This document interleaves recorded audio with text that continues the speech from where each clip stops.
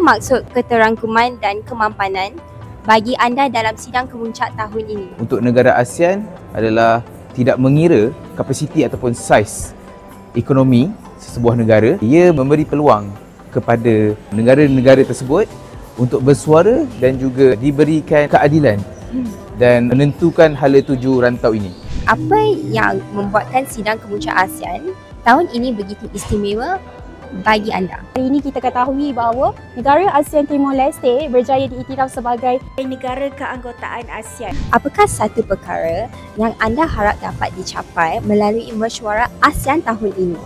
Apa yang saya harap pada sidang kemuncak ASEAN tahun ini adalah negara anggota dapat meningkatkan ekonomi negara. Bagaimana ASEAN boleh menjadi lebih mampan pada masa hadapan? Bagaimana ASEAN dapat menjadi lebih mampan pada masa hadapan, dan antaranya kita lihat daripada perspektif dasar pembangunan yang lebih mesra alam. Kini, Timor Leste secara rasmi menjadi ahli ke-11 ASEAN.